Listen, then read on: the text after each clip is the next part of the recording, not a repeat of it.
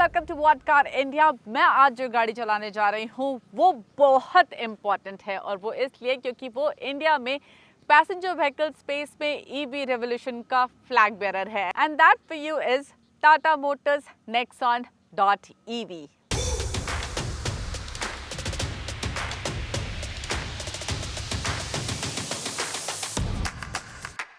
Nexon EV India की अब तक की सबसे पॉपुलर ईवी है।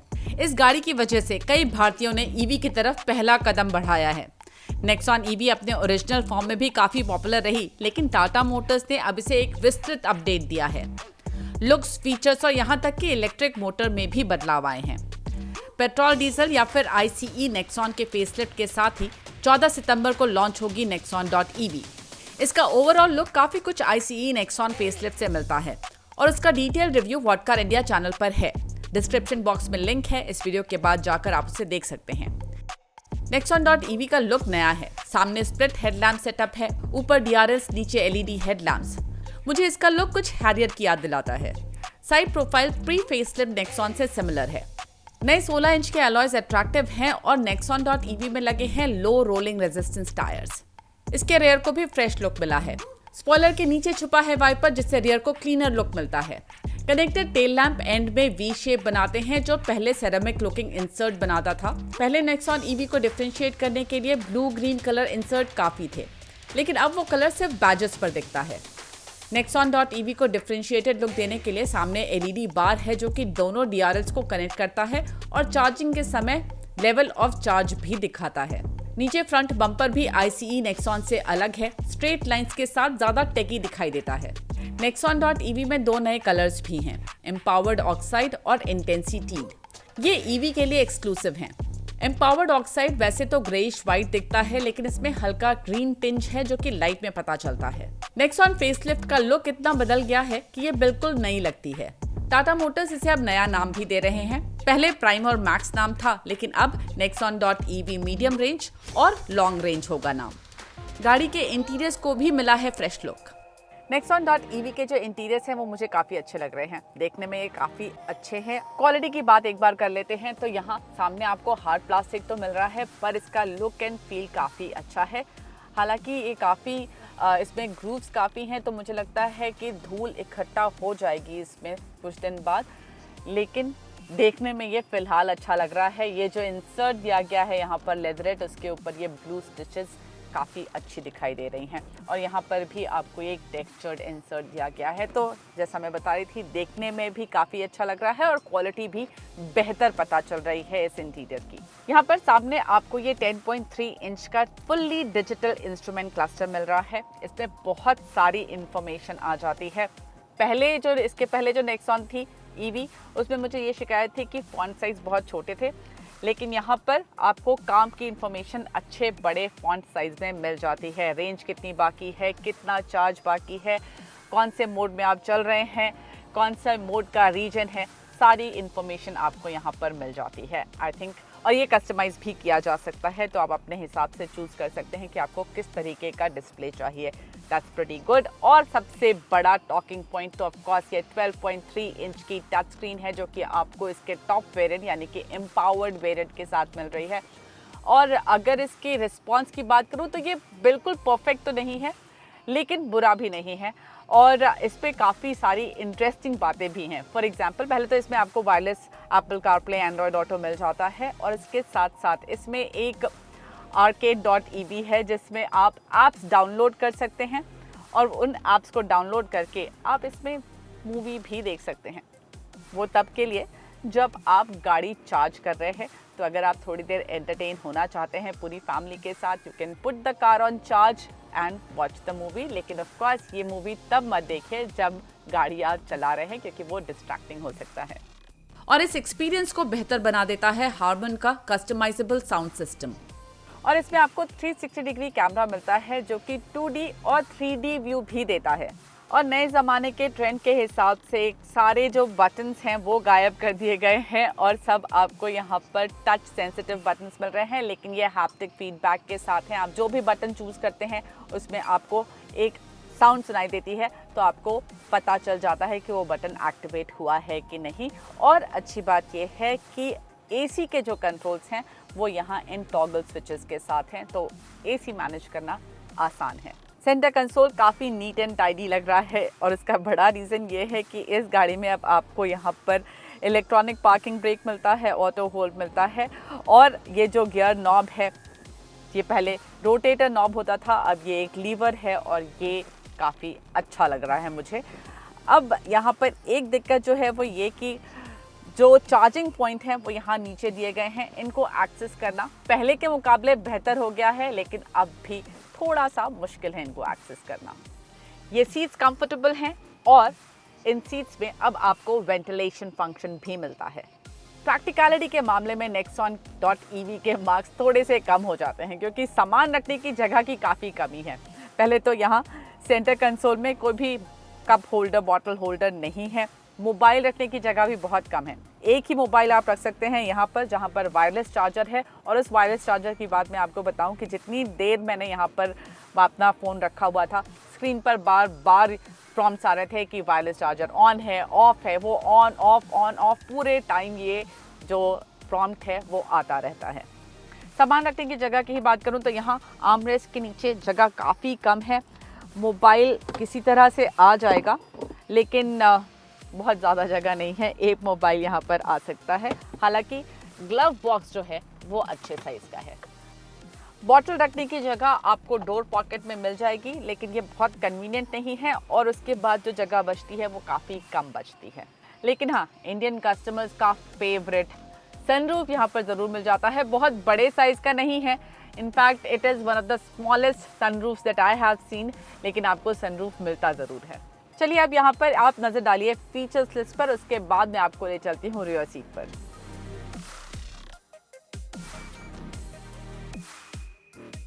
रियर सीट पर स्पेस की बात करूँ तो वैसे नी रूम तो बढ़िया है, लेकिन क्योंकि फ्लोरबोर्ड थोड़ा सा ऊपर है तो थोड़ा सा नी हाई पोजीशन पर बैठना पड़ता है। और आप देख सकते हैं थाई सपोर्ट उतना बढ़िया नहीं मिल रहा है यहाँ पर अगर मैं पैर पीछे करके बैठती हूँ, लेकिन अगर पैर आगे करके बैठती हूँ तो थाई सपोर्ट बेहतर हो जाता है, क्योंकि जो सीट की बेंच है वो काफ़ी चौड़ी है तो सपोर्ट बढ़िया मिल जाता है।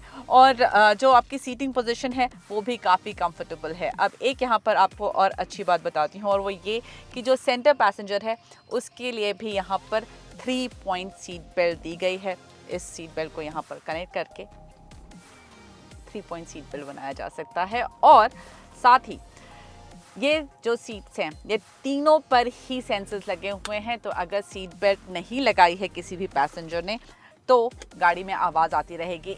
और सेफ्टी के लिए इसमें 6 एयरबैग स्टैंडर्ड हैं। फ्रंट और rear parking sensors, blind spot monitor, hill descent control, auto hold, all disc brakes जैसे फीचर्स भी दिए गए हैं।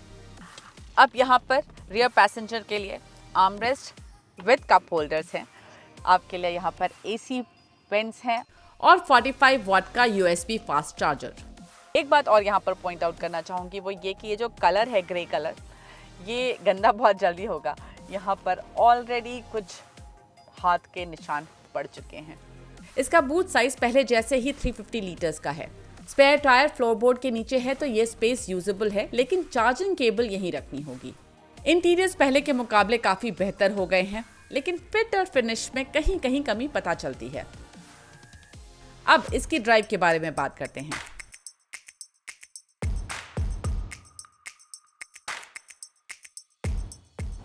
Nexon.ev बाहर से बदली है, इंटीरियर्स पे भी काफ़ी चेंजेस है और साथ ही इसका मोटर भी अब बदल गया है, लेकिन बैटरी पैक में कोई चेंज नहीं आया है। ये जो नया मोटर है ये पहले के मुकाबले 20 kg लाइटर है और कंपनी का कहना है कि जो रेयर अर्थ लगे होते हैं मोटर्स में वो इस वाले मोटर में 30% कम है। बैटरी कूलिंग सिस्टम और चार्ज मैनेजमेंट के लिए भी नया एल्गोरिथम यूज किया गया है। इन सबसे इसके आंकड़ों पे बहुत ज़्यादा फर्क नहीं पड़ा है। पावर मामूली तौर पर बढ़ी है और टॉर्क एक्चुअली थोड़ा कम हो गया है, लेकिन कंपनी का कहना है कि टॉर्क या फिर पुलिंग पावर ज़्यादा इवन पता चलेगी। टाटा मोटर्स ने काफ़ी कुछ ध्यान दिया है इस बात पर कि रेंज को बढ़ाया जा सके। ऑफ कोर्स अगर ईवी है तो सबसे ज़्यादा फोकस रेंज पर ही होता है, तो रेंज बढ़ाने के लिए उन्होंने कुछ चेंजेस किए हैं। पहले तो जो मोटर इसमें लगा हुआ है वो कंपनी के मुताबिक पहले से ज़्यादा एफिशिएंट है। देन उन्होंने of course low rolling resistance वाले टायर्स यूज़ किए हैं और इसके साथ साथ जो कंप्रेसर इस गाड़ी में लगा हुआ है उसका साइज़ भी टाटा मोटर्स ने बढ़ा दिया है।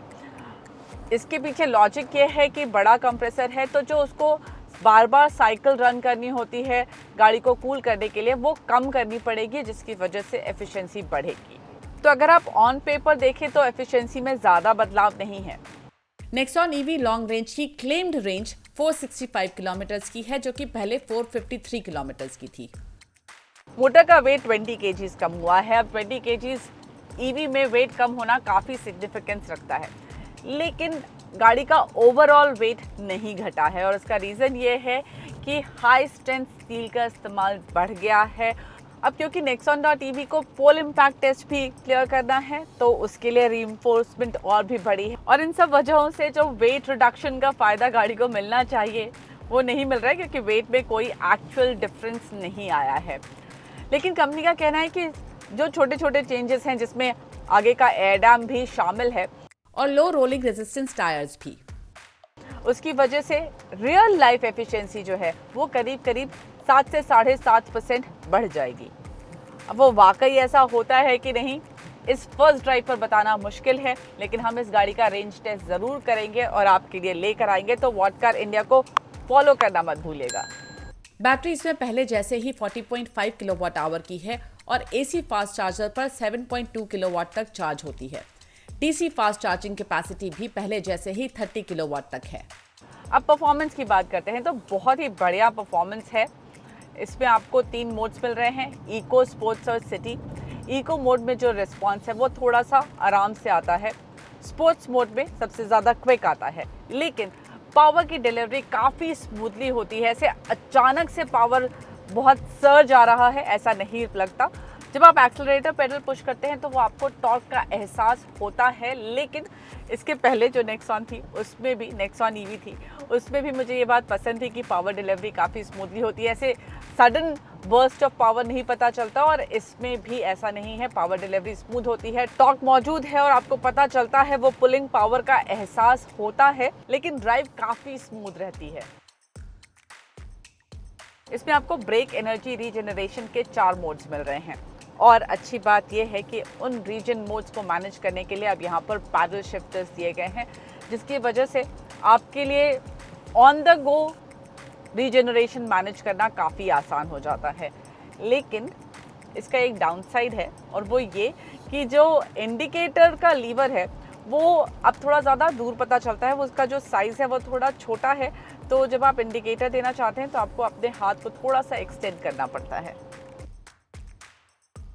अब ये जो रीजन के मोड हैं, मुझे ऐसा लगा कि मोस्ट कंफर्टेबल ड्राइविंग आपको रीजन लेवल 1 और रीजन लेवल 2 में मिलेगी। रीजन लेवल 2 थोड़ा सा ज़्यादा स्ट्रॉन्ग है, लेकिन फिर भी काफ़ी मैनेजेबल है।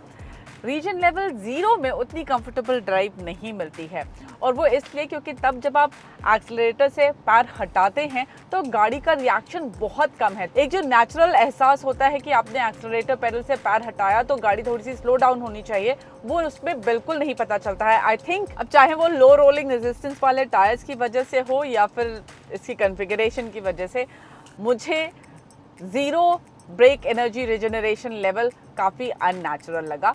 लेवल 1 एंड लेवल 2 बेहतर फील होते हैं। लेवल 3 में जो रीजनरेशन है वो काफ़ी ज़्यादा स्ट्रॉन्ग हो जाता है, तो जब आप पेडल से पैर उठाते हैं तो ऑलमोस्ट वो सिंगल पेडल ड्राइव जैसा फील मिलता है और वो इतना ज़्यादा नेचुरल फील नहीं होता। आपकी रोज़ की ड्राइव के लिए I think level 1 level 2 are perfect, और अगर चार्ज कम है तो आप 3rd लेवल भी चुन सकते हैं। और अब वो बात जिसने मुझे सबसे ज़्यादा इम्प्रेस किया है नेक्सॉन ईवी में, और वो है इस गाड़ी की राइड क्वालिटी।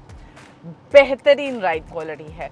हम बरसात का टाइम है, रोड्स ख़राब हो जाती हैं, बहुत ख़राब रास्तों से निकले हैं हम, और चाहे वो नॉर्मल रोड का ख़राब रास्ता हो या फिर बड़े गड्ढे, ये गाड़ी सभी बहुत ही अच्छे से मैनेज करती है।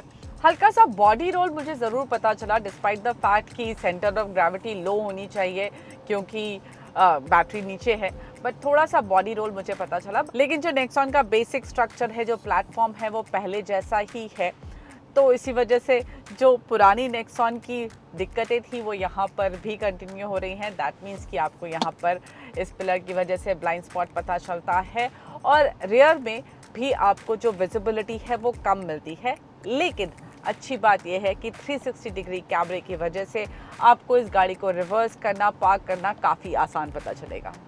और इसमें ब्लाइंड स्पॉट मॉनिटर भी है, तो टर्न लेना थोड़ा आसान है।